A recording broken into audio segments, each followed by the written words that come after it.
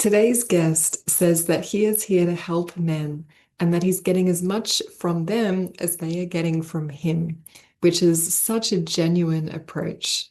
And more than ever, everyone, because of this podcast, I've been noticing coaches guiding men that I often feel resonance with when they're talking about strengthening masculinity, because I'm all about that too. But honestly, I often don't hear back from many guys who I have invited to be guest speakers. Even when they do reply positively, often they don't go ahead once they've seen what the podcast is. And I do get that the title sets quite a clear filter. And I can only assume that those coaches have boxed me into someone that I am not. And I will guess what they are boxing me in as. With my work having a focus on women, they might assume that I am some kind of extreme feminist in the leftist political leaning, which I'm not. And often these coaches are very right-leaning or totally identified in that. And they probably see the word patriarchy and assume automatically that I am, of course, anti-man because they equate masculinity with patriarchy and don't differentiate those things at all, which I do. And so it shows that they're maybe yet to realize that this approach is about unearthing the paradigm of patriarchy itself and not about blaming men as such. And you know what? When it comes to politics, if anyone has wondered how I see it and why I said I'm not a leftist, it's because I'm so aware of the divisive tactics that I don't really believe there really is a left and right anymore. It's presented that way to everyone. But the extremism on both sides seems to be fueling the same divide and conquer agenda. And personally, that makes me very wary. I am someone who is with the truth, and sometimes I hear that on the right, and sometimes I hear it on the left. And what I know for sure is that the current extremism of the right isn't just correcting extremism from the left, it's actually created new problems and more division in a different way. And I don't see my views being represented really on either side much of the time. So my feeling is that it's important to be people first when we come across each other, not politics first, because without that, we miss out on collaborations that can create ripples in the world, that form alliances and can support those with important messages for humanity that need to be shared more widely. And religion became about control when it collided with politics. And at the very least, it's how it's interpreted, which makes it really distorted. So, having talked about right-wing automatic assessments and projections onto someone like myself, it doesn't mean that I'm anti-Christianity or anti-Bible, because often these guys are very, very Christian. But I am saying that the Bible was quite selectively written, at least in how it's presented to everyone now, with important parts that were left out, especially the female contributions of Mary Magdalene and more, which was all just done to fit the politics of the times. And I'm someone who's very much in favor of the true teachings of Yeshua, not so much in how the religion as we know it today gets interpreted, especially when used to fuel agendas that actually deepen the divide of harmony between men and women rather than resolve it. And I find all the major religions to be male-centric, obviously, with male godheads at the top. But of all the religions, I especially appreciate the teachings of the heart within Christianity. With what's been omitted from the Bible, I feel it's originally more holistic than most people tend to realize. And anyway, when I do hear back from the men that are invited as guest speakers, who do listen to the intro and who do take a moment to tune in to where I'm coming from, that's a more rare scenario. And today's guest, David James Sherban, is one of those guys. And in this episode, you will hear in real time as I get my own assumptions a little about where he might have been coming from exposed for a moment, where I realized that David was even more in resonance than I first thought. And I'm so happy that he's providing a contrast to the more extreme masculinity coaches who haven't taken the inner journey inside themselves to be attuned to the feminine. And I say that with a capital F, feminine. The way I see it is that strong masculine men can coexist with embodied, powerful, wise, feminine women. And that combination, it doesn't look like domination and control over the woman. It's partnership, it's coherence, harmony, deep mutual respect and togetherness, beauty and pleasure and love. So I think it's important to have men of faith specifically sharing about mutual empowerment in relationship.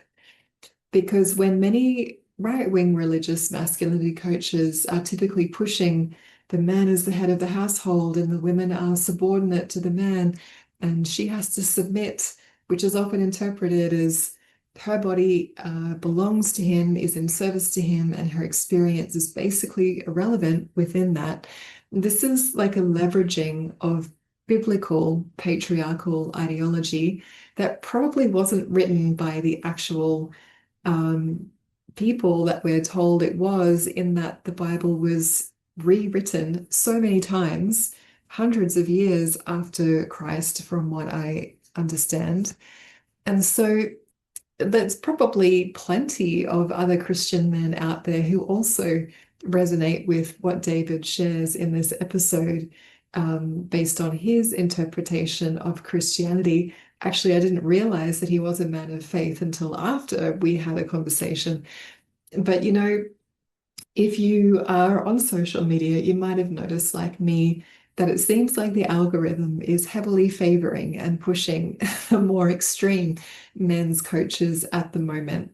So when I see someone that is in contrast to that dominant narrative, I am, just so happy to come across them. And actually, since we recorded this episode, it seems like the Instagram following for David has grown quite a lot. And I'm really happy for him for that, because it's just so important for men and boys to access male mentors like David James Sherban, who is spreading this particular message around masculinity. In the title of this episode, it's all about leading from presence, not control. When that message is spread more widely, this is going to be an amazing contribution to humanity. And I really hope it's valuable for you to listen to. And if it is, please share it with any boys or men in particular who you think might gain something from it. And we actually didn't discuss religion or politics at all in this episode, I don't think. But I can tell you that this man has an awakened heart, which means he has a lot of light within him. He's such a kind and person and shares such a loving message. And to me, that's the true teachings of Christianity.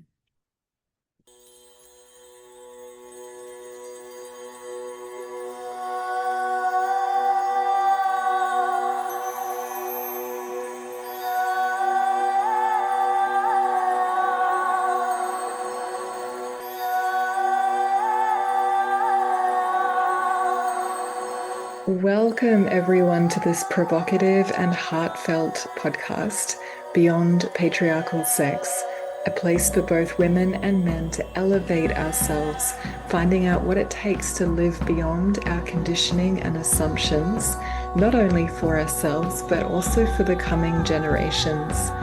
My name is Dévashi Shakti, and you are warmly welcome to be part of these conversations.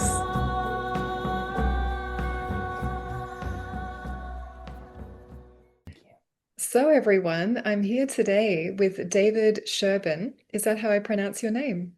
That's how you pronounce my name. Good job. And I want to let everyone know that you are a mentor, a coach for men. And from what I saw of you from a distance, because the Instagram algorithm is showing me a lot of guys at the moment, because I'm really highlighting the men that are doing great work in the world in guiding men to be in touch with their masculinity from a place of integration and empathy. And I noticed that you have that integration in you. And I noticed that you are really passionate about your work with men. And I think one of the things you emphasize is that you lead from example. And so that embodied part of things is very important to me in my world and what I'm about. And I believe that that is the key for men to unravel from patriarchy and learning how to live beyond it. Embodiment is a major, major part in that. So, would you be willing to share a bit with everyone about what your work involves? Yeah. So I guess in a way, I help men become the kind of man that they never had growing up, especially in my generation or generations that are older than me. The whole kind of like man up, just lead by control, that kind of situation, shove down your emotions. Don't really worry about yourself. Just do perform. So I call it the language of duty is what men have been taught, not the language of emotions.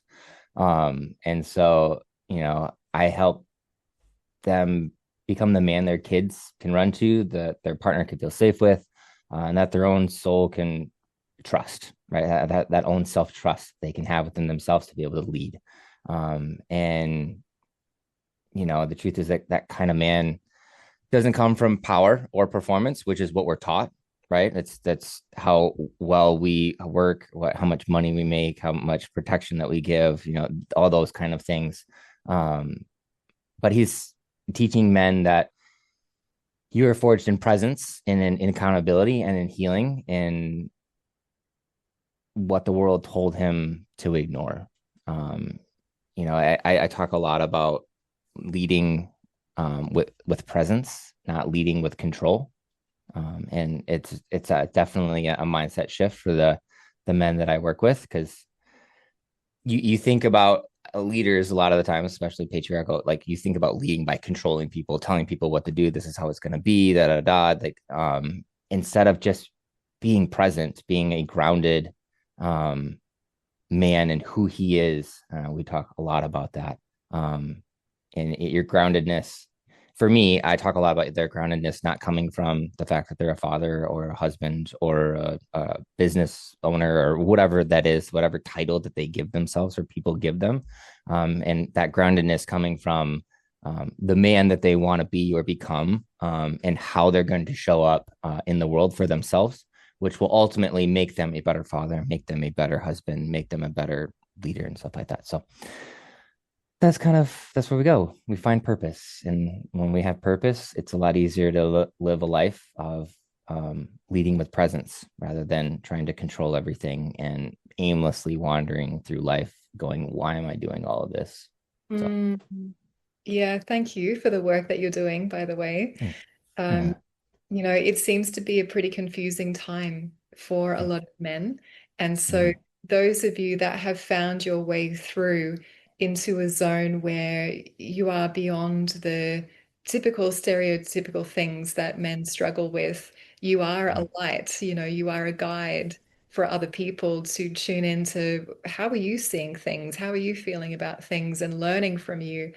And I have to admit, because it's quite like it's a little bit volatile out there with masculine, feminine stuff, isn't it? And men's work has become popular in a way that I've never seen before because I've been in this field for like 28 years, so I can see the progression of things over time. And it's very recent that men's work has become as popular as it is. And something I've noticed around that is being part of profiting from that, being part of, being seen in that role can be attractive to a lot of different types of men, including the ones that haven't actually faced patriarchy inside of them. And so when I see, forgive me for saying this, but when I see strong man, because fitness is a big part of your work, you spend a lot of time Mhm. at the gym, it looks like, you have big muscles. And when I saw you there talking with your podcast professional microphone, I thought, oh no, where is he coming from? And I first, when Instagram showed your profile or one of your videos to me, I thought, okay, let me just see, where is this guy coming from?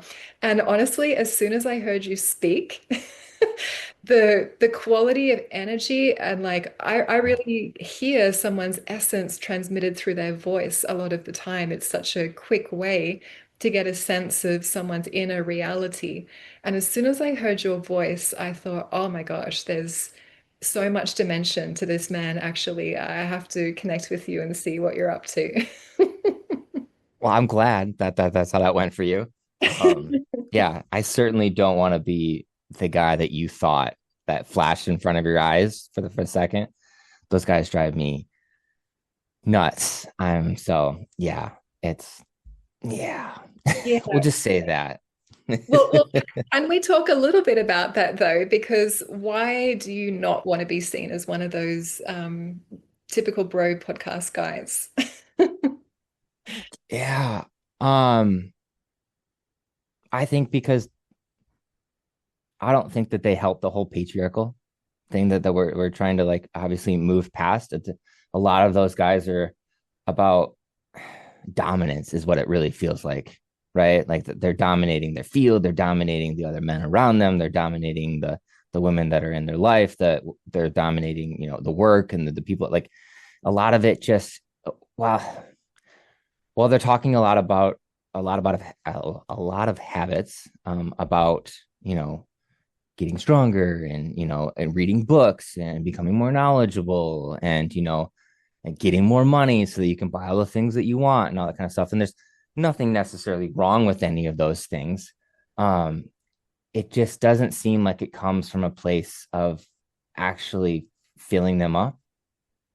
It's more so these things that they say if you just do these things will make you better. It almost feels very materialistic in a way. It's like you're basically performing, right? If you read this book, you're going to get this thing. If you do this thing, you're going to get that thing. And that's a lot of what men do. We perform so that we can get the thing, and then we take that into relationships, and obviously that doesn't work very well in a relationship. And either the woman will feel dominated, or the woman will feel this like sense of like neediness, like he's always trying to perform to get something from her, and then eventually she turns into his mother rather than his partner. And she's got another kid that she has to worry about at the house, you know. So it just doesn't.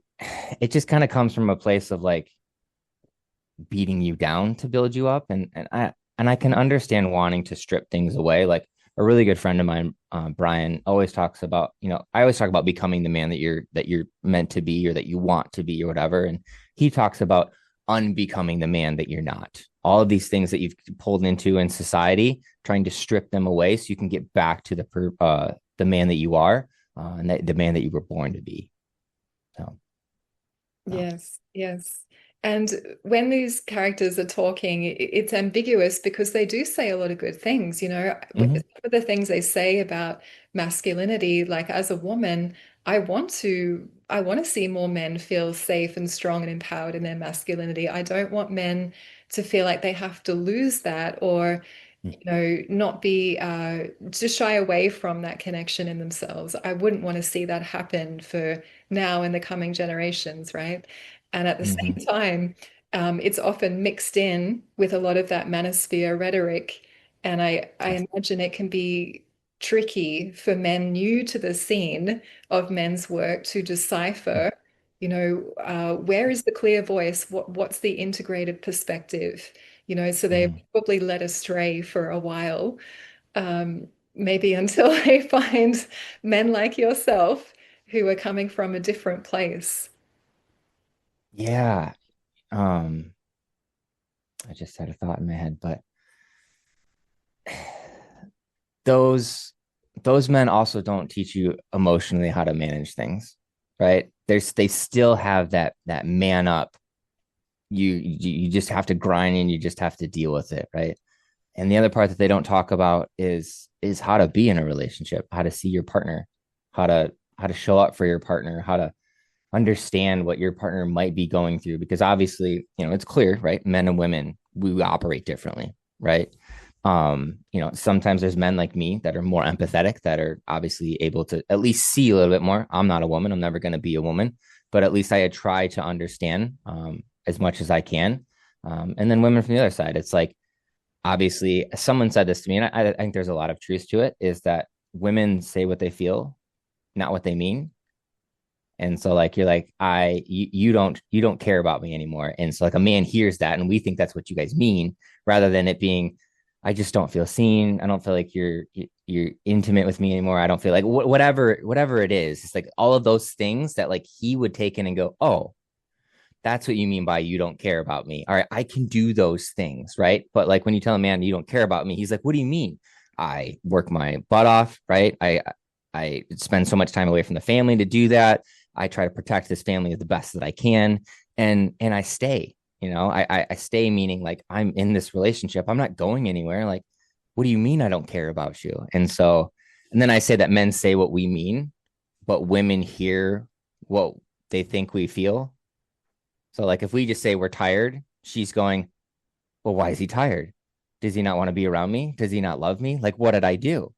Right. And so trying to understand that there's a lot of disconnect when it comes to talking to each other. And there's a lot of assumptions that are made, or not assumptions that are made. And so it makes it even harder to obviously have a relationship. And so I try to get men to see that perspective and them go, oh, I guess if I was at home all day, or if I had a job and then I had to come home and take care of the kids, take them to soccer and do this and do that and all this, like, I guess I imagine I'd be pretty exhausted too at the end of the day, like, and take care of the dishes and then do all this thing. He's like, I guess maybe I could help out a little bit better. I thought me just working was the way that I was shown in society that I was supposed to provide, right?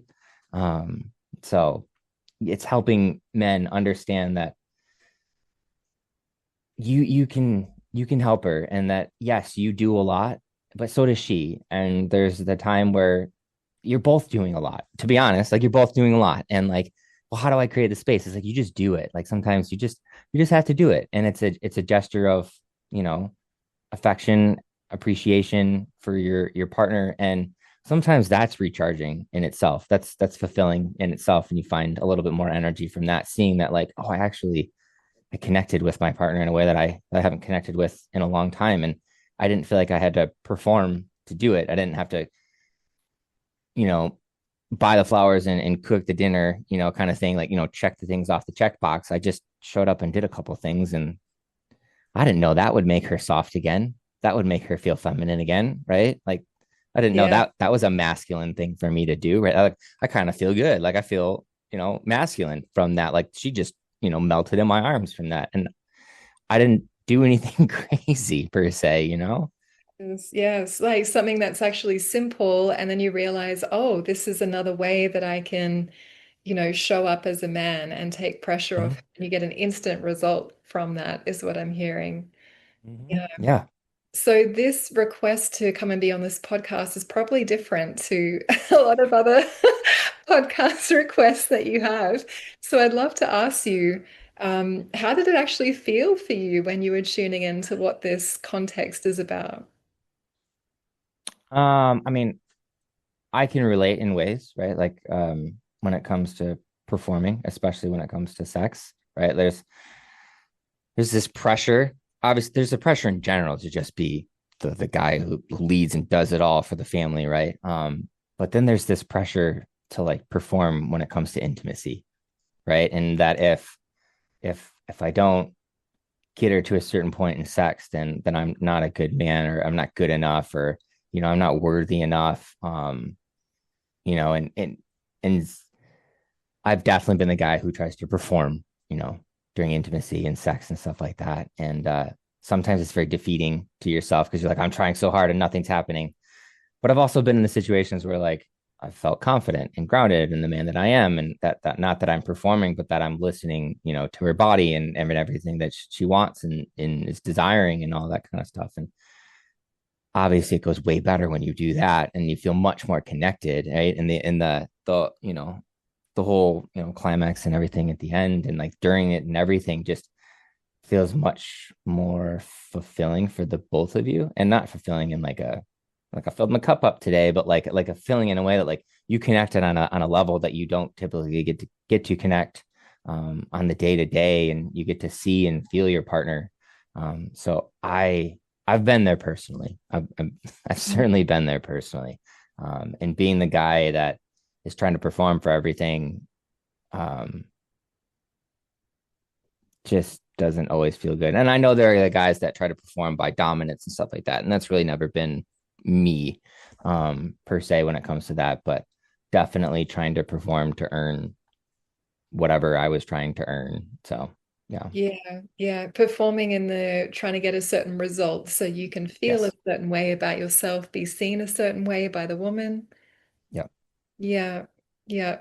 And I won't say his name, I'll just say that he's one of the most well-known, manosphere voices. But I listened to something today and I heard this line that life is about conquest and women are the conquest. That I straight up Thank you. message that a lot of men are hearing at the moment. Mm-hmm. I mean, I could see that for sure, especially by some of the men that we talked about earlier, hoping that I wouldn't be. You hear this, see this guy who's fit, and then he's on a podcast starting to talk about, and it's like, what is he about to say? Definitely, that is a message that some of those guys put out, right? The image that they put out with having multiple women in their content and stuff like that, like that's what gives them you know, social status and in power and all of that kind of stuff. And then you get men that are like, oh, this is what I need to do. This is what life needs to look like for me to feel masculine. So Yeah. yeah. What do you think it takes for a man to unravel from that as his belief or his perspective that he's coming from? What do you find and maybe see in yourself or your clients that a man needs to feel and face or meet inside of himself? Yeah.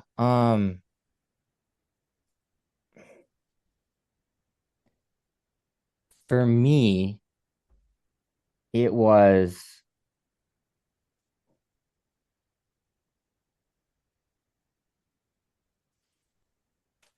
I guess, when I lost kind of like myself, it was realizing that um basically we talk about performing. That I had been performing my entire life, basically, is what it feels like I've been doing. Um, and because I grew up, so I'll say this: I grew up as a dancer. So from age 9 and up, I was literally performing for affirmation. Right? What I was kind judged. what sort of So dance? I did jazz, contemporary, ballet, modern, ballroom, aerial arts. So Wow, I did many. it for many things. Yeah. For about 20 years. And so a large part of my life was actually performing, to um, get the position that I wanted, to get the spot in the routine that I wanted, or in the show that I wanted. How likable was I? Did I look the part? Um, so that was very much ingrained on top of just, being a man. And I think the other thing that made it even more exacerbated for me was that I was a straight male dancing. And, 25 years ago, 30 years ago, obviously there's a stereotype when you're a male dancer that I had to basically fight and almost like over masculine myself to make sure that like I wasn't being seen as that way.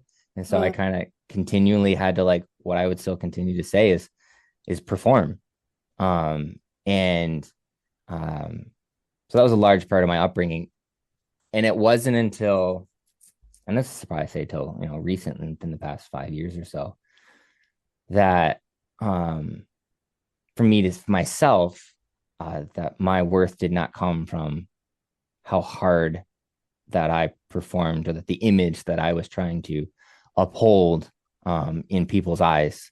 And it wasn't until basically a breakup, which is really where a lot of this stuff started for me, a separation, um, that I needed to be happy with myself. And I was not happy with myself. Mm. That happiness was not, my happiness was not depicted on how grounded or confident I was in a man. It was in what people thought about me and the worth that they gave me. And I think that's what happens a lot in general with men. A lot of their happiness, and it'll come from their partner a lot too, is if their partner's happy, they're happy. But they need their partner to make them happy. And I was very much that. So I was one of the guys that basically turned my partner into my mom. And I was around females for a long time, and there's being around that all the time is great, right? People say, how are you so connected with like what you talk about? And it's like, well, I grew up around women a long time, and I'll say, while it gave me a small leg up, it definitely didn't make me a perfect man. And in my relationship with women was something that I certainly had to work on, because they became my safety net, basically, is what it was in my life. Um, Right, right. And you indicated somewhere earlier that, maybe you emulated what you saw men in your family lineage play mhm, out in their marriages and their relationships, and you watch that and you see that and you take that in as a kid, right? mhm. Yeah, yeah. Yeah. I had my grandfather's the typical grandfather that, like, he was the man up, went to war, all of that kind of stuff. And my dad got a little bit softer, right? And not soft in a bad way, right? Just less of the hard man up, type of man. And then obviously got to me, and it was less of the man up, and trying to change that stigma. My dad was a great dad, I'll say that. He was, always there, always present. He's a very loving father, definitely strict during some things and that kind of stuff. But yeah, seeing that in relationships for sure when I was younger. Geez, you have a really interesting background. And I've got to say, if someone went to your Instagram profile and at first glance, I bet in a million years they would not guess that you're a former ballet, jazz, contemporary dancer, Most people wouldn't. I used to work on cars for a good chunk of my life. I was a graphic designer for a large chunk of my life. So my family owns an advertising agency. I love computers and tech. I used to build them, tear them apart, build them up. Like, yeah, I have a very eclectic. I got to travel the world for dance because I worked on cruise ships. So I got to, at 19 years old, got to travel the world and be in the East and Western Mediterranean, meet people, different cultures. So, yes, I have quite the background as far as wide array of things. But I think Yeah. that also comes from, I was always trying to fit in. Like, I think back to high school, like for us in the States, there was all the like different groups of people, right? I made sure that I fit into every single one of them. Mm. I was fit in with the popular group. I fit in with the athletic group. I fit in with like the nerdy group, the techie group, the whatever you want to call it. I always tried to make sure that I chameleoned my way into fitting in. And that's probably has a lot to do with the acceptance of me being a male dancer at such a young age, and getting made fun of. But Yeah. yeah. Well, you're just even more interesting than I had anticipated. How I imagine you had to encounter patriarchy in terms of how it shows up between men, in Mm, this this way where there's an expectation for you to fit a certain mold. And if you're not fitting that, which you clearly mm. wouldn't have, were you bullied, or how did that show up for you? I did get bullied, especially for dance. That was I was called gay and a foot fairy and all that kind of stuff. And when you're what 9, 10, 11, 12 years old, obviously that stuff affects you big Yeah. time, and you try to fight that. And you're like, no, I'm not, no, that kind of stuff. And I close the older I got, the less it really bothered me. The more that I turned this, the thing of dance from being made fun of for, I actually started getting known for it in my high school years. And it was actually something that turned into being cool about me. And then anytime we had, school assemblies, I was the guy that danced and all that kind of stuff. And everybody wanted me to. And Uh-huh. but yes, for sure being bullied. And just trying to prove my worth from a Yeah. very young age. Well, well done for turning that around. And Thank you. just like a gymnast, a male gymnast, Mm, the connection, the level of connection that you have with your body as a dancer, and how strong you are, how muscular you need to be, or you become through training. Um, that's not exactly a wimpy physique, that's like more developed than the other guys who are probably chastising you in a way, right? So it's kind of a weird dynamic like that. yeah, I'll say fitness for me in the beginning was about so that I could lift, heavier. Or no, not lift heavier. I'm sorry. If I lifted heavier, then that meant I could do lifts with the girls that were easier, right? That looked harder and that were easy for me. So that's where fitness kind of came in. But fitness has definitely been throughout my dance career a way for me to feel more masculine, for sure. I will admit that. My so my self worth that because I'm not necessarily a tall guy. I have no idea what it is in centimeters, but like I'm 5'9". I'm like an average height guy. Like I'm not that 6'2", 6 foot, whatever guy that's walking around, right? So I certainly tried to make my presence be known through fitness. I don't. There's probably a little bit of that in me, and I think there's a little bit of something in people as we continue to grow. But it's not that for me anymore. But for sure, fitness was another way for me to cope and to overcome that kind of stuff. So yeah. Yeah. And whether it's boys like school age or men, grown adult men, grown is Mhm. debatable sometimes. However, Yeah, true, true. the what's the word? The need, yeah, this unconscious, primal, even instinctual level need to fit into the pack is Mhm. Yes. big part of what holds patriarchal mindsets in men in place from how I see it. Hmm. It's there's performing in sex, wanting to have a certain outcome with a woman, but there's performing in front of each other as men. And Yes. our last guest on the podcast, David Chambers from the UK, also a men's coach, he talked about the scoring brownie points, in the brotherhood Hmm. when you Hmm. talk about women in a certain way, talk about your sexual conquests, that it raises your profile in the eyes of other men. And so I have this interest currently tracking how much uh, patriarchy seems to be really essentially a thing between men and men, although Hmm. Yeah. traders of such a war between men and women. And, there's dynamics that obviously play out.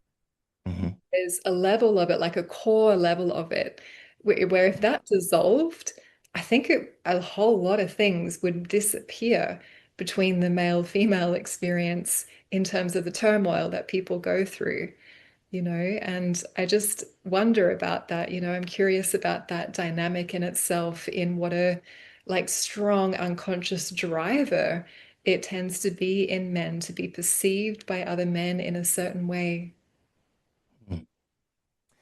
Um, I'm gonna say yes and no, as far as if it went away in men.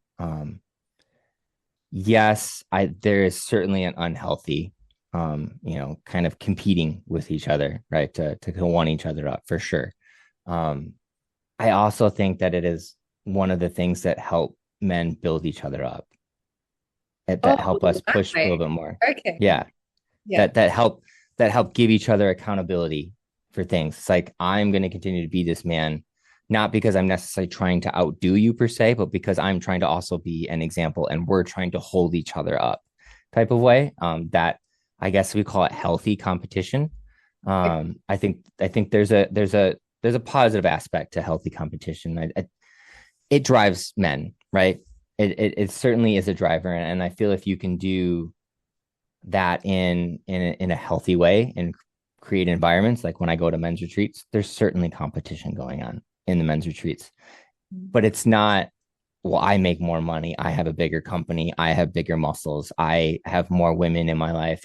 It's not in that type of way. It's usually more in a playful way. Um, Yeah. and it's yeah, it's usually around fitness or something like that. And the guys all kind of get together and we have like team events or stuff like that. And then like it just drives you to do to just push a little bit harder. Um, and but what happens from that, this competition, is that men realize that they can push harder. I think that's where the healthy part comes from it. It's there's so many men that tell themselves that they can't do this, or they're not going to have muscles like me or muscles like some of my friends. They're not going to be able to do some of the things physically like me or like some of my friends and stuff like that. And then you get them in that type of like competitive environment with you, and they're like, "Oh, I think I actually could achieve that. I might actually be able to do those things." And it's sometimes that little bit of a confidence boost to them, to go out and do more and to actually believe that they can be the man that they know that they should be for their wife, for their kids, and for the people around them. So I'm going to say yes and no. Yes, and I totally agree with you because you've jumped straight to like the most positive expression of what that impulse from within can take men to. So then, Mm-hmm. yeah, so you're distinguishing here the level of consciousness really that someone's coming from, because that if we call it like the pack mentality and how that can sort Mm-hmm. of take over an individual's way of being, Mm-hmm. that can be something that has a really positive expression. It can also be something that has really, Mm-hmm. really destructive expressions. Absolutely. Yeah. Yeah. So I'm asking this to everyone, David. I'd love to hear Okay. what your definition of patriarchal sex is. My definition of patriarchal sex. Um,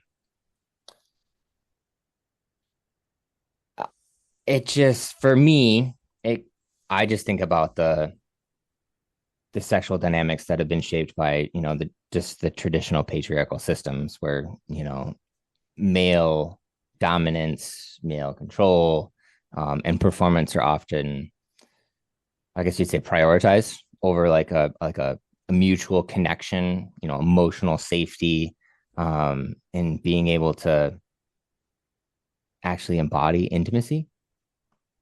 So, it's a lot of times it's not just about sex, but it's about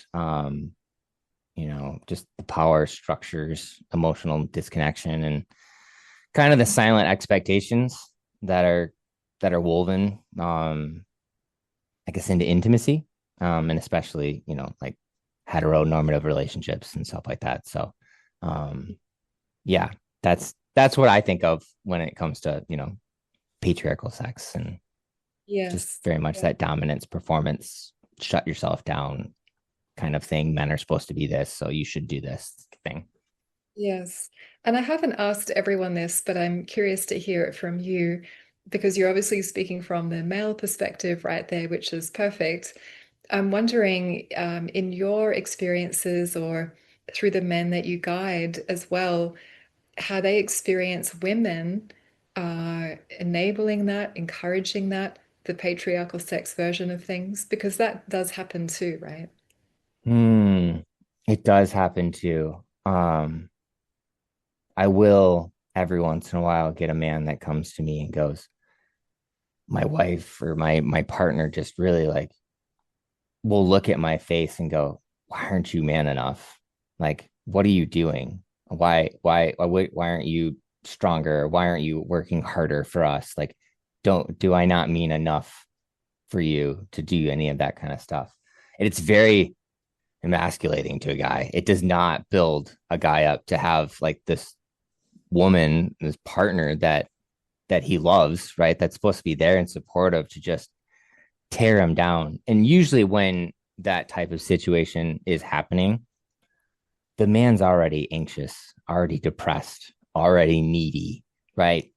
Probably even having potentially like suicidal thoughts. He's not there. He doesn't have trust in himself to be the man that he should be.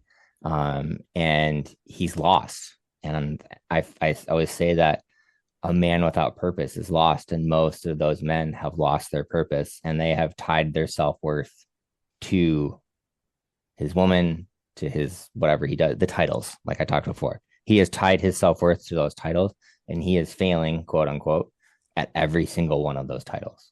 Mm. So, because that way that a woman is communicating it is not very helpful, what could be a more helpful way of expressing herself in that instance? Gosh. What would be Well, more kind or supportive, or somehow how could you better hear it as a man? I'll say it takes two things. Typically, from in my situations, right? When a woman's saying that, she's not necessarily trying to build him up. She's not looking for the soft way to say that to actually get him to do the thing. She's tearing him down. And maybe that's maybe in a not so nice way. She's trying to build him up by tearing him down. But I don't know how. I mean, if he were to speak to her like that, is she going to want to do any of that stuff? Typically not. Like, you know, does it make you want to go and be those things and do those things, especially for that person, right? Like, why would I want to do that for you? Like, you think the less of me. But anyways, so from outside of that, if she was actually looking to do that, it's sitting him down and you know what I always say, going first. Somebody always has to go first, and just understanding what he's going through, right? And it's the same way both ways. But for her, it's going, I appreciate how hard you've been working for this family, and I know that it's taking a toll on you, physically, mentally, emotionally, and I know that it's a lot for you to emotionally, you know, be present and talk about all those things. And I just want you to know that I'm here, right? For a man to hear I'm here and a kiss on the cheek or a forehead and an embrace like that, men don't need much, right? To like to feel appreciated. It's just I see you, I'm proud of you. I know that you're working hard. I know that you're struggling. How can I help you find what you need to find? How can I be supportive of you in that way? And he's not going to necessarily have the answer, right? He's been trying to find the answer. But just knowing that he is not worthless in the eyes of the woman that he loves is a huge thing, because we take that and we think, why is she even with me? Like, who would want to be with me? Like, who wants to be with this? Mm. And so we just shut down and we just think that we're worthless. And we don't talk about it because weirdly enough, oddly enough, we think we're the only one going through it, that there's not another man going through what we're going through. And so we don't talk about it. And the Yeah. other reason that we don't talk about it as well is we don't want to say something to somebody and then be shamed, or, you know, have resentment for saying it because somebody shamed us, or just be told to man up. Because it's hard to go to one of your guy friends, especially if your guy friends are the guy friends that like you go out and have drinks with and you do, you know, quote unquote manly stuff, or you know, stuff, or like do dumb stuff with and stuff like that. Like no real conversation ever happens. And so for you to be able to open up, we don't talk. So it's just understanding and appreciating him for what he does do, and understanding that he's probably struggling more than she sees because he doesn't want her. We also don't let you see us struggle, even though you end up seeing it, because we don't want to let you down. We don't want to give you another reason to let you guys down.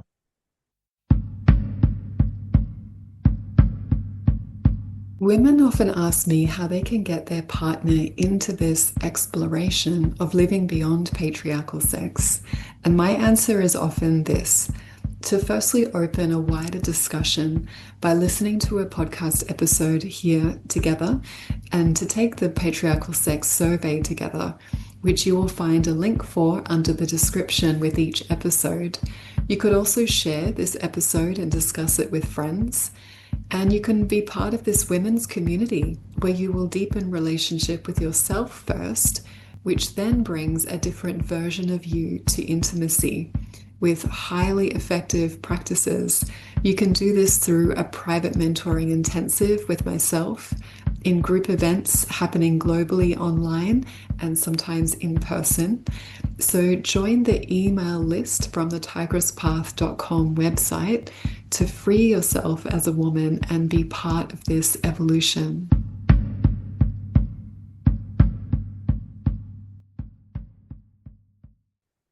Yeah, yeah, So, that's really beautiful. So showing comfort and appreciation and acknowledging, where he might be at is going to move him much mm, more. And, from there, I imagine, um, some kind of aspirational, inspirational comment or a vision for the future, can actually be much more effective.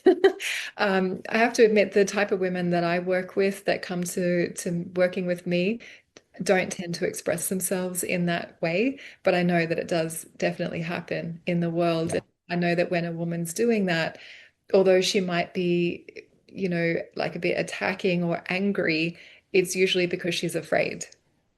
yes. She's not. Yeah, she's afraid for her protection, her safety, her comfort, her world. Yeah. Yeah, yeah.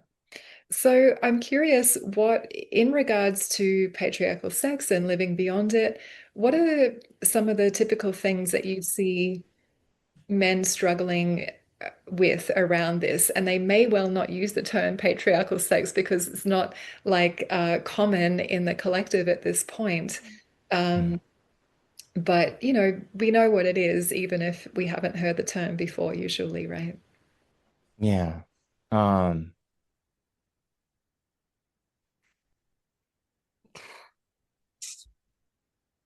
Ask me in a different way. Do men share or ask you for guidance around intimacy and relating, or is it more about fitness and health and business? Gotcha. Um, that's what I thought you meant, but I was like, I just need a little bit more of a clarification. Sure, No, sure. men, no, you're good. Men don't come to me for like health and fitness.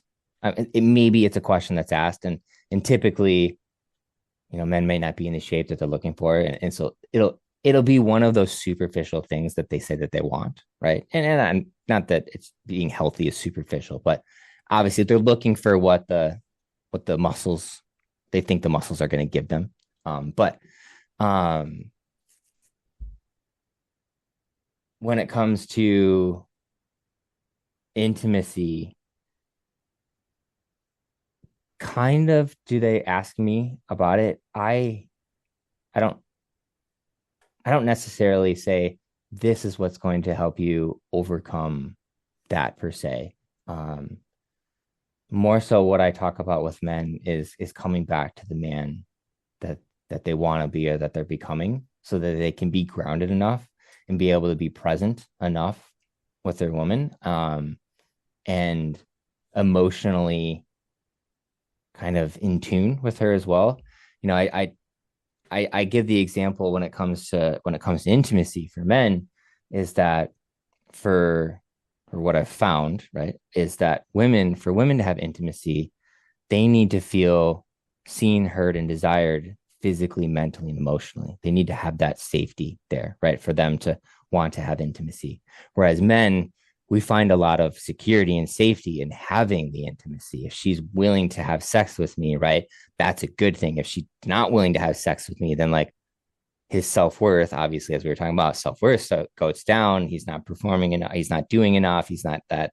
And so having that understanding that her intimacy comes from her safety from all of these things and her wanting to be able to then express that onto you, you need to understand that. So how do we teach you to help see your woman and understand her and let her feel understood with what she's got going on in her life and what she does and how she shows up for not just you but herself and kids and all that kind of stuff. That's what's going to give her that safety and that comfort to want to be intimate with you. It's not going to be you trying to dominate and control and just perform to get that stuff for her. So that's how I talk about typically when intimacy comes into my conversations. That's how we talk about it. Yeah, yeah. And from the therapy world, sometimes that's called crossing over into their world. Mm, Because while we might not totally get what it's like in right. our different gendered experiences, different bodies and biology and life experiences, we can at least attempt to put ourselves in their shoes for a period of time and feel into what is their reality like and understanding a little bit more, right? Hmm. Exactly. That's Yeah. that's a lot of what I talk about. And that's why you see in my comment or in my content, and especially in my bio, I help women feel seen by helping men see. Um, that's the whole point. It's trying to help men cross into their world, into the woman's world, so that they can have a better understanding of what they're going through and how much they do and how much they show up and the things that aren't seen and how to see her for the things that you don't see and understand and stuff like that. So yeah. I like that. Could you say that line again? I help women feel seen by helping men see. Yeah, I love that. So So, simply put, but there's a lot in there. oh yeah, there's a lot in there. But yeah, that's my way of like helping everybody. Yes. So, if I can help create better men that see what their partner goes through and be able to support her, then everybody flourishes. He gets to be in his masculine in a way that we weren't taught by being emotionally present and physically present and mentally present. And then you get to see her soften, and you get to see her be in her feminine, and you get to see the woman that you love and a woman that enjoys life and being around you and finds comfort and safety in your presence. Um, yeah. Yeah. Yes. And I would hope that our conversation here is valuable to the men in your community as well as the people following this project, Beyond Patriarchal Sex. Um, and so I want to speak to the value of the men's work and the women's work for a moment, because obviously you're quite Mhm. involved in men's work, and I've been involved in Yeah. women's work for a really long time. Yeah. There's something about the safety of being re-imprinted with different culture from being in a certain atmosphere that transmits some really important principles and teachings and practices Mm-hmm. that we just don't get from any other place in Mm-hmm. society, in the world. And this is part of what can shift that over internalization, I would call it. You brought that up before, where a man is thinking, I'm the only one going through this. It just obliterates that entirely and very quickly when being in Mm-hmm. a collective space where Yeah. everyone is being honest and Mm-hmm. fairly transparent about facing different but similar things.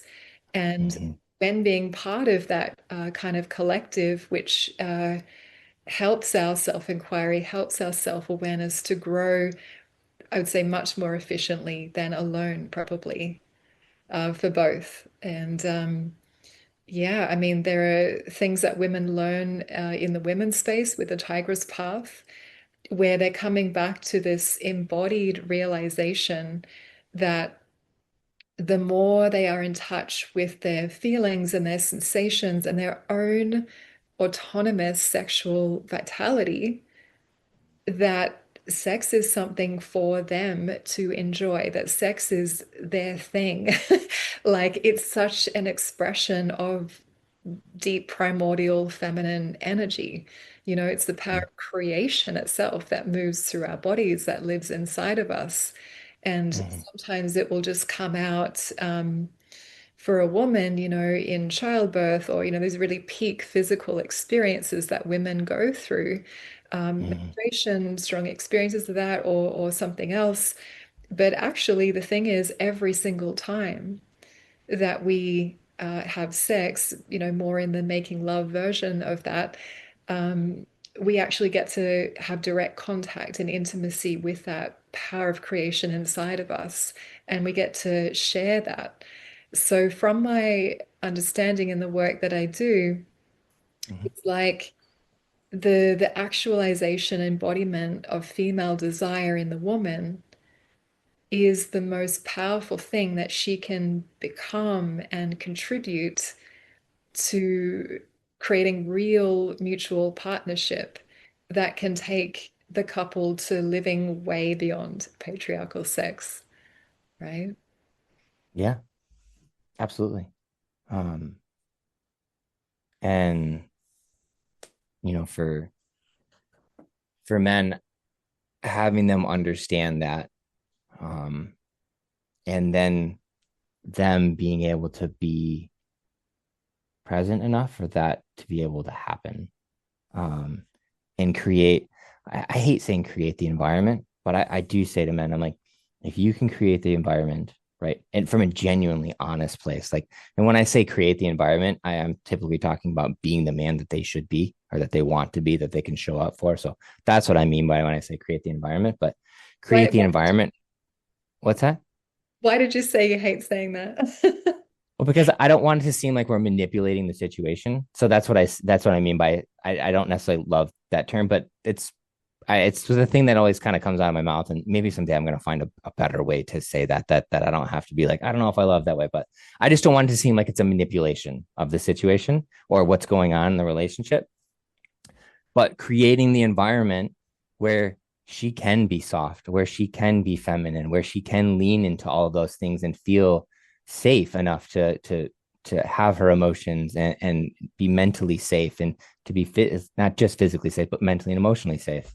Um, Creating an environment by you being and showing up present, um, as the man that you want to be, to allow her to be that, to feel okay, for her to feel okay to do that, right? And she can do it on her own, right? Which obviously helps the man in general. But I always say to the man that, like, it's create that environment. Like, your how you show up in the world for her will have a large impact on her ability to be able to do that more freely, more often, more genuine. So Yes. And our conversation today has, been leaning more to the male experience because I'm talking to you and you're a coach for men.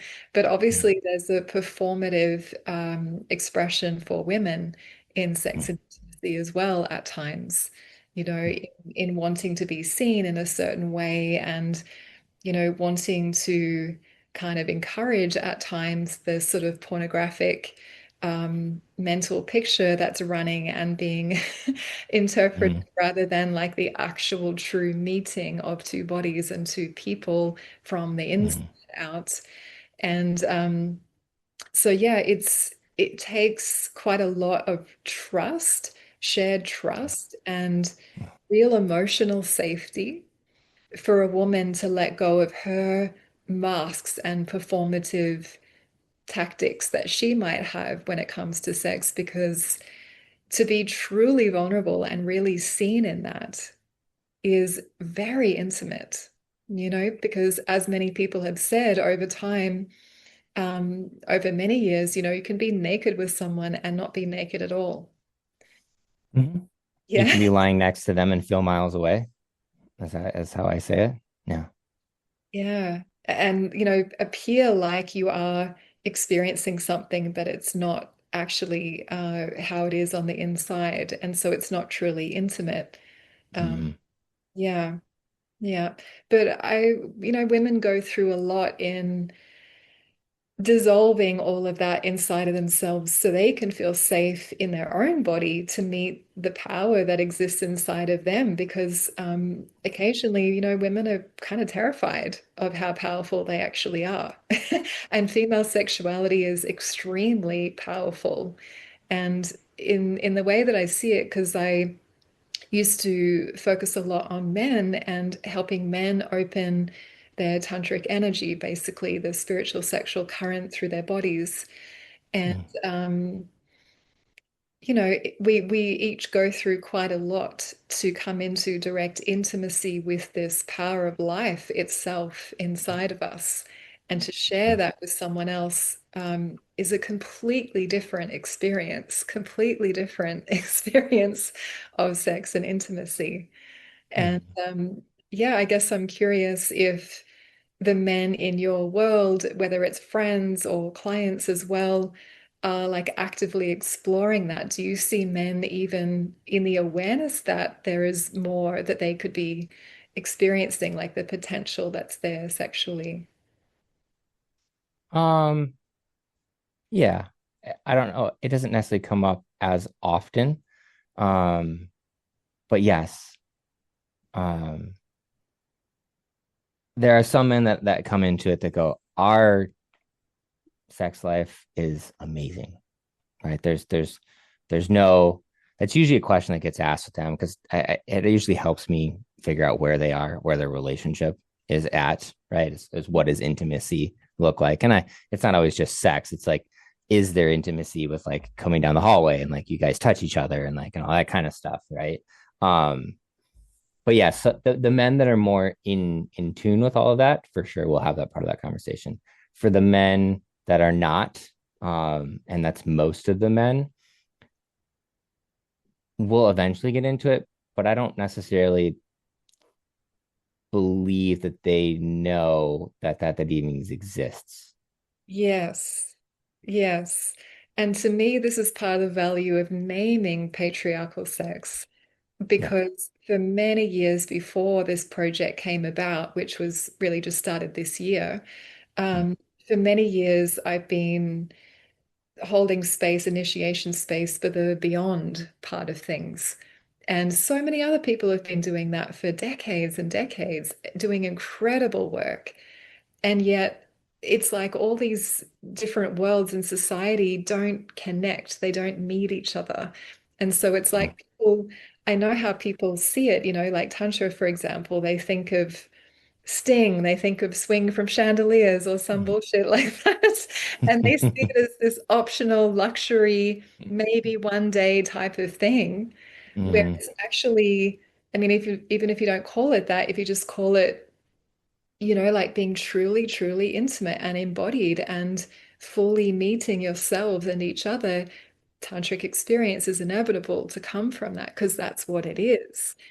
mm, It's the unlearning of all the pornographic programming and discovering mhm, what is just naturally able to move through us and how tremendous that is, how miraculous that can be, and how it massively opens your heart, expands your consciousness. You see the world differently. It's like a mystical experience. It is a mystical experience that it can lead to, mhm, as well as being emotionally, physically satisfying and all of those needs that we have as humans as well.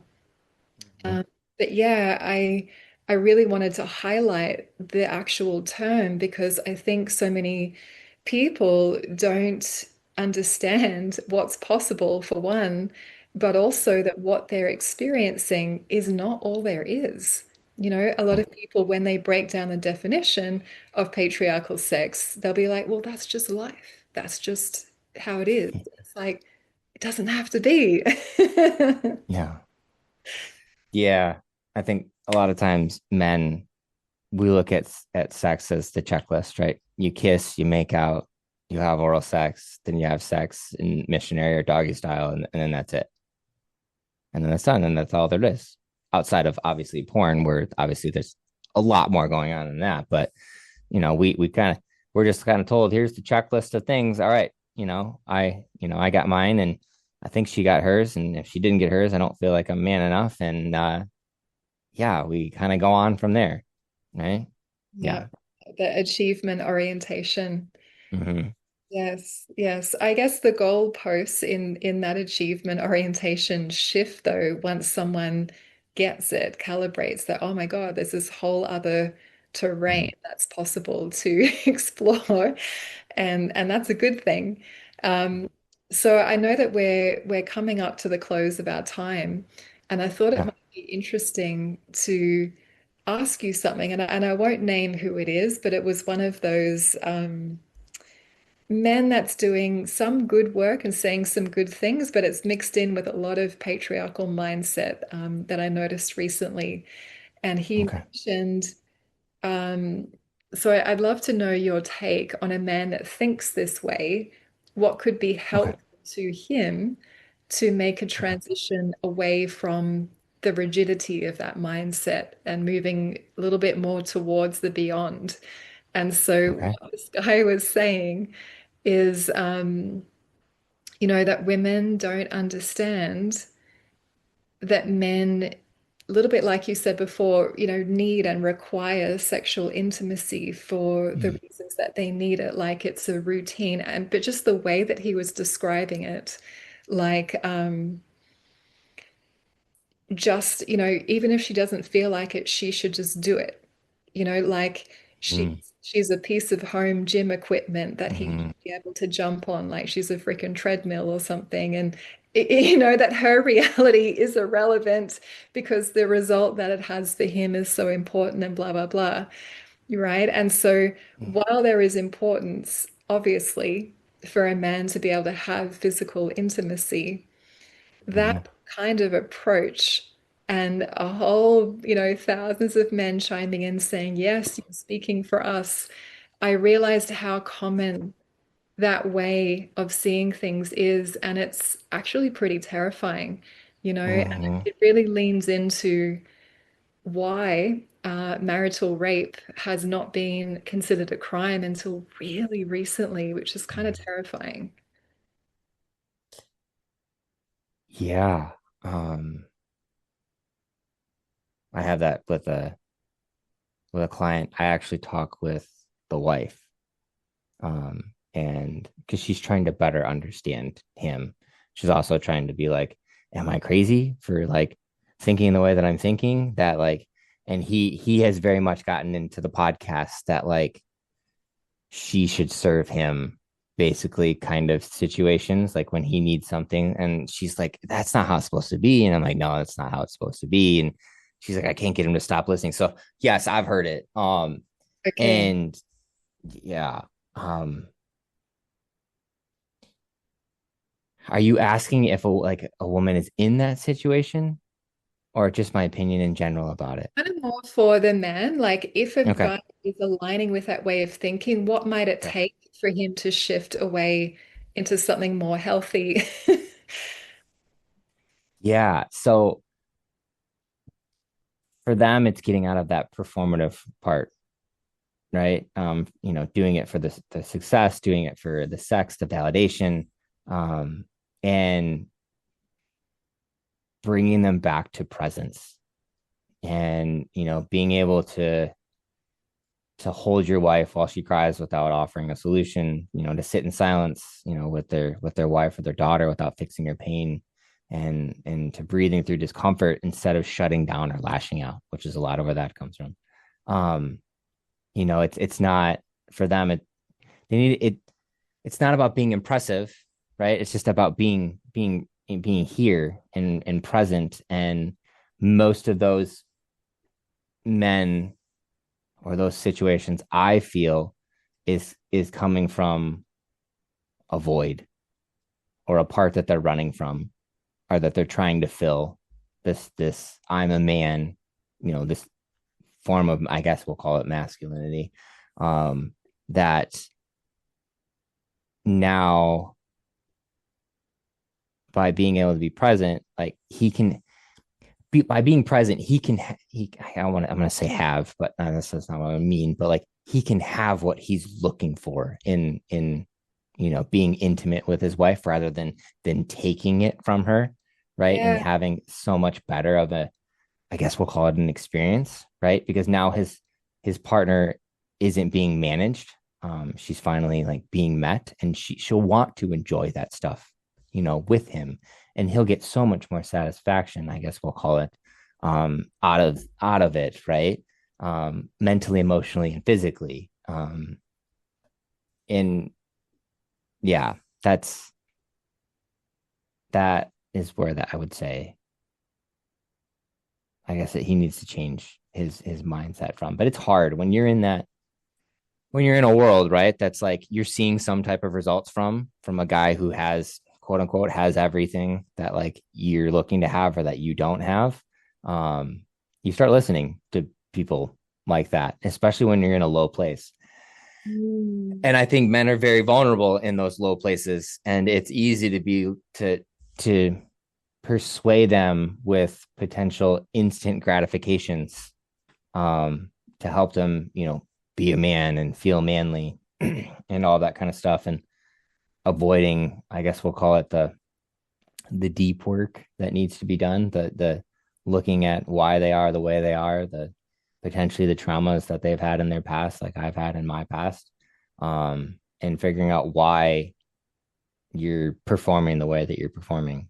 Um, so, and it usually takes a man to call you out in those type of situations, unless I guess they could self realize that. And I guess if they have a, I guess we'll call it if they have a heart and Yeah. be going, you know what, this doesn't feel right. Right. This isn't how I want to treat, my wife.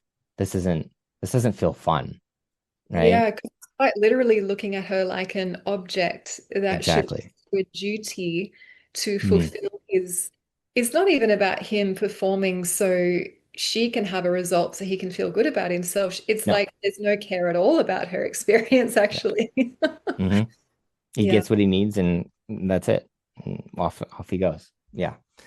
And it's just mind-blowing to me that so many guys resonate with that perspective because it's like, do you not understand that women are built for the most endless, infinite pleasure sexually? And if you don't know how to contact a woman in a certain way that she wants to give all of that to you, you don't have to draw it out of her. It's like, Yeah. wow, what a different reality to be living. Very much true. I think that that resonates with men because a lot of men get shut down and rejected. And it's a way for them to take their power back, quote unquote, Hmm.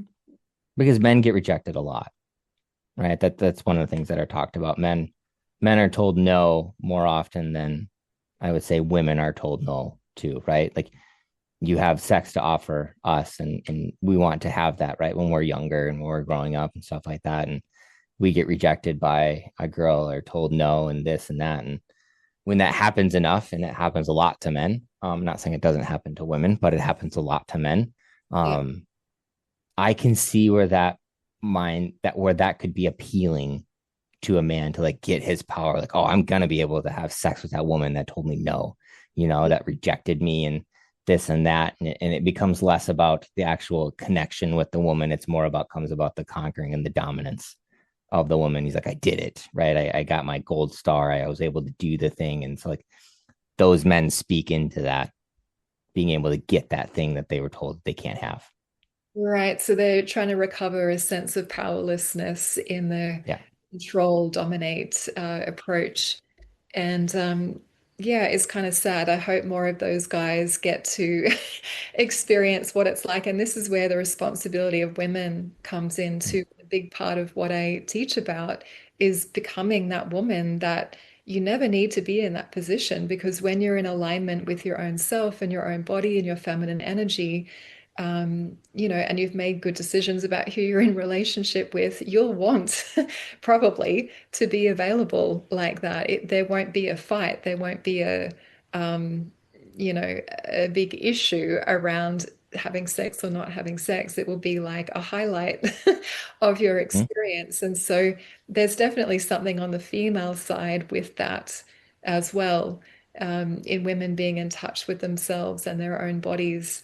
But it's certainly a volatile kind of time that people are learning about themselves and each other within. Yeah. Mm-hmm. We're coming right to the end of the time now. And so is there anything, any message or something you would have liked to transmit that we didn't get to that you'd like to share? Um,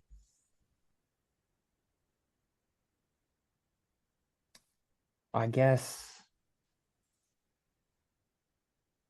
it would just be that for any men that are listening, that you can have all of, I guess I'm gonna say have again, have all the things that you're looking to have intimately with your wife, right?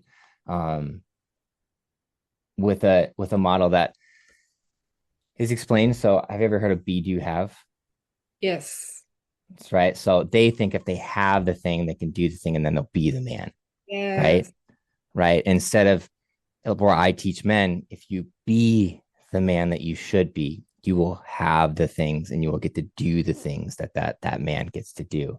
And so I think that's very much relevant to this, right? This whole being able to connect with your partner and have intimacy, and it being a thing where you both enjoy rather than a checklist that happens or being shut down. Is that if you can just focus internally on, standing in truth, providing safety, living with a vision, embracing your responsibilities as a man, leading hit yourself first, having brothers that are around you to support you, and loving with strength, being all of that, and how to be that man will help you have and do the things that we're talking about in here. And that's where it all comes from. And every time I see a man do it, that he's like, gosh, I didn't know life could be this good. Like, I didn't know I could enjoy my time with my wife in this type of way, physically, mentally, emotionally. And so yeah, that's my biggest thing. And the unfortunate thing is that when men don't know about it, but two, it takes a little bit longer to happen. That means you have to have some self reflection, and you have to look through all of the emotions that you've been avoiding, trying to process and look through and all of that. But the other side of it is a much more fulfilling relationship with not only yourself, but with your partner.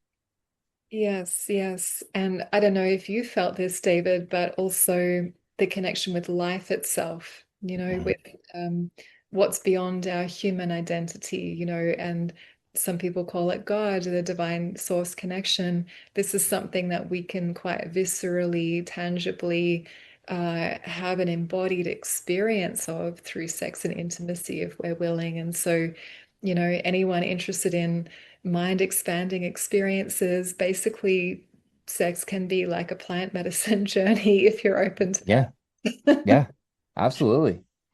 Yeah. So Yeah. plant medicine journeys are some wild journeys. I'll say that. Yes. So, So thank you so much for your openness to meeting me in this conversation. And I especially yeah. appreciate you delving into it with me, even though it's something that, you don't typically talk about in your work.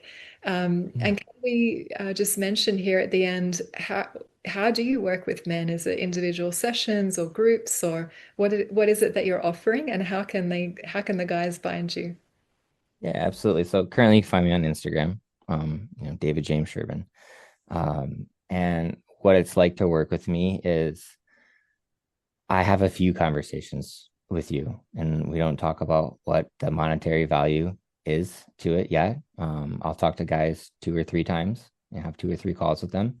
Because sometimes guys just need someone to talk to. They just need a little bit of guidance. And then sometimes guys are like, I really need accountability and guidance, and I need someone helping me walk through this. I need a brotherhood. I don't have a brotherhood. And I brotherhood is one of the most important pillars I find for a man. So if they need that brotherhood, that's what I'm here for, and that's typically in one-on-one with each other, mentorship. I do have a group if that's something that people are interested as well, but mainly what I do is work with men one-on-one. It's just such a personal thing. I have men all over dealing with different situations. Some of them are having a hard time in their relationships because of drugs and alcohol. Some of them are having a hard time because they're business owners and they just don't know how to manage their time and be able to see things like that. Some of them had abusive, upbringings, whether from their father or, um, stuff like that. So I work with men one on one mainly. Women book calls with me all the time. I probably talk to two, three, four, five women a week. And it's not I don't say that to like work with them. They're typically just trying to, like I kind of said before, they're just trying to have a better understanding. How do I see my husband better? How do I say the things that need to be said, kind of things? And you shall have like one-off calls with them and stuff like that. But so if you're a woman and you want to have a male's perspective and not feel like you're being shut down or this or that, like that's I'm very much here for that. Like I said, I'm trying to help women feel seen at the same time. And if I can help them see their husband to help them see them, then that's also a win as well. So Yeah, that's really cool to know that you offer that. That's such a generous approach that you have. And I know that there's a lot of women that follow this podcast and my work. yeah, And so that's good for them to know that they can come to you yeah, with those kind of questions. And there's also a minority of very courageous and evolutionary men that tune into this as well. So thank you so much for entering into this with me, David. I really appreciate Yeah. your energy and your time. Thank you for having me on here. It's always very humbling for people to be like, "Hey, I would love for you to be on this and love to hear your perspective on things." And Yeah. a lot of this started just from me sharing my journey, and this was probably I call it was a healing journey for me in the beginning to just talk out loud. But the fact that I get to do something with it that did something so impactful for me um, is humbling. It's awesome to do. So, Beautiful. Thank you thank so you for much. asking. Yeah, thank you.